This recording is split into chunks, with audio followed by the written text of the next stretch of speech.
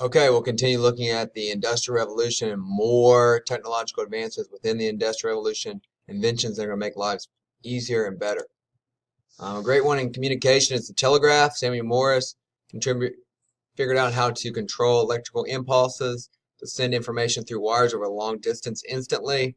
He also invented the language to go with it, as these impulses could only cause dashes and dots and little blurbs of impulse energy, and he converted that to a language called Morse code, which he can convert back and forth between the language that is needed and translating it into Morse code. And this revolutionized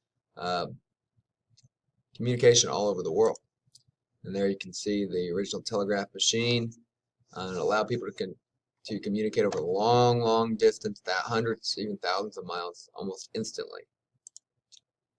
Steam-powered factories was a huge advancement because allowed the factories not to just have to be on the side of moving water and the problems that come with that, but it can operate anywhere.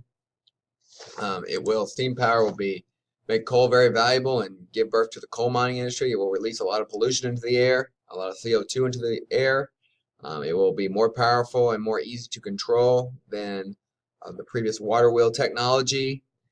And it will allow factories to spring up everywhere and increase production everywhere. Advancements in farm equipment. John Deere, simple advancement, took the iron tip off a plow and put a steel one on there once steel was invented, or the Bessemer process was perfected and steel started being available. The new steel tip was stronger, sharper, more flexible, and it could, because its smooth edges, shed the dirt along without getting clumped up. So allow people to cut into the soil in more difficult types of soil in the Midwest, in Nebraska, Oklahoma, Iowa, Kansas, the area that we consider the breadbasket of America today. Cyrus McCormick greatly improved the harvesting of wheat process. He used a mechanical reaper to create a system of blades on like a cylinder that would cut the wheat instead of the old school wheat sickle, which is done by hand, very slow, very taxing work.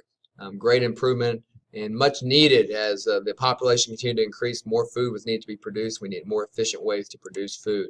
There's John Deere. They're the steel plow, big invention, simple invention, but very, very, very effective. In the household, a big advancement was the ice box, which is basically a cooler. You put a block of ice in it, and it would stay cool until the ice melted.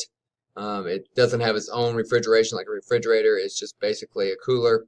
And this made life easier because people didn't have to go to the market every single day, and they could preserve food longer, which was a big benefit. Overall, the Industrial Revolution had some awesome positive effects and some horrible negative effects as well.